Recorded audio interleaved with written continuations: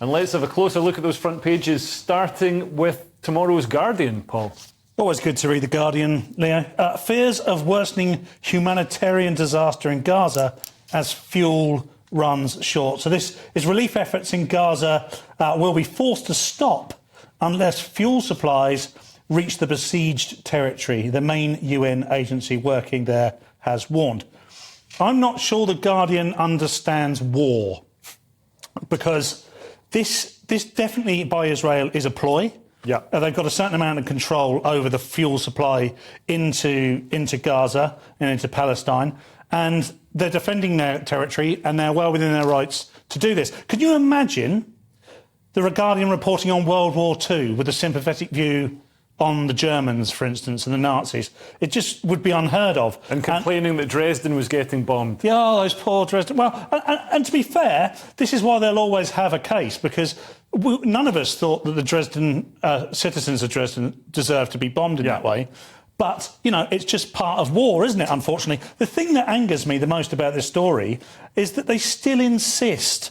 They still insist. Below a picture of mourning Israeli women, it says murdered by Hamas militants. Yeah. And I can't get my head around how we're still calling them militants when they are a prescribed, UK law prescribed, terrorist group. Well, I think it's only leftists that call them militants. The sort of people who will probably have a poster next to Che Guevara on their wall of these terrorists. I mean, Lewis, are you as bloodthirsty and cynical as Paul?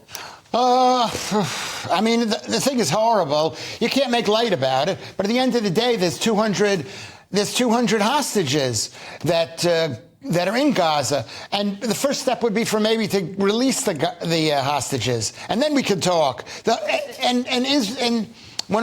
There's a place called Masada in Israel where the Jews held out against the Romans, and the Romans basically did the same thing. They blocked all of the entry points and the water and everything, and to get the Jews to give up. And the Jews didn't give up; they committed suicide.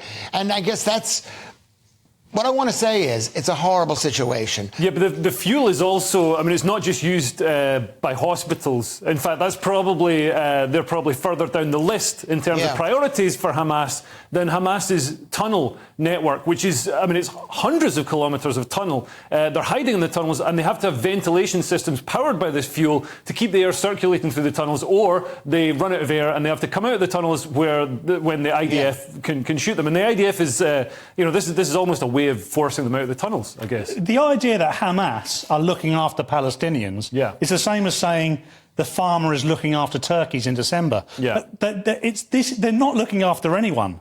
They're looking after themselves and their own self-preservation, and they consider Palestinian citizens as collateral damage in the same way that perhaps an Israeli bomb does. Yep. I think we make a mistake when we disassociate Hamas from the Palestinian people, or even Hezbollah from is that Hamas speaks for a lot of Palestinians. It's not like there's only, like after World War II ended, you thought it was only maybe 5 or 10 Nazis. You know what I mean? The whole country became Nazis. I'm not saying Hamas are Nazis. But the people. I'd say they're, you know, arguably in their outlook, in their stated intent, you know, they're just as extreme. But the people feel that they're doing what's necessary to beat the Israelis.